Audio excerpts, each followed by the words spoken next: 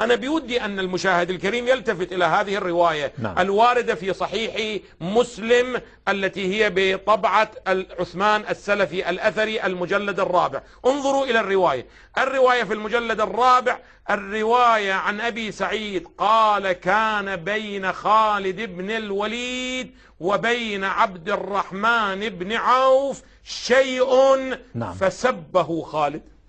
نعم، شيء طبيعي.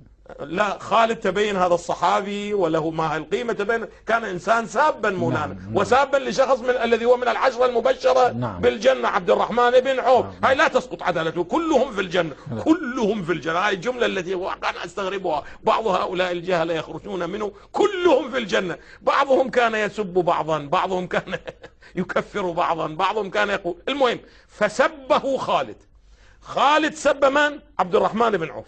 فقام رسول الله: لا تسبوا أحدا من أصحابي فإن أحدكم، وهذا كلام علم موجه إلى خالد.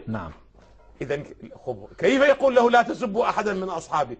إذا تبين أن رسول الله ماذا يقول؟ أن كل أصحابي لهم هذا المقام. لم يجعل خالدا من أصحابه. نعم، لم يجعل من أصحابه. ولذا تجدون هذا المعنى. إذا عندي وقت أكو وقت. ولذا تجدون بأنه العلامة الأرنؤوط عندما يأتي إلى هذه الرواية في مسند الإمام أحمد في مجلد 17، عندما يأتي إلى تفسيرها في صفحة 139 هكذا يقول: فالمراد بأصحابي الأصحاب المخصوصون وهم السابقون على المخاطبين في الإسلام، بدليل قوله لخالد: لا تسب أصحابي. أحسنتم، جزاك الله خيرا. هذا خير شاهد على أنه هذا الحديث ليس لكل أصحابه، وإنما للسابقين الأولين من المهاجرين. فإذا لم يشمل خالدا كيف يشمل معاوية؟ أحسنتم. ولذا يقول قال الشيخ تقي الدين السبكي: والظاهر أن المراد بقوله أصحابي من أسلم قبل الفتح، وأنه خطاب لمن أسلم بعد الفتح.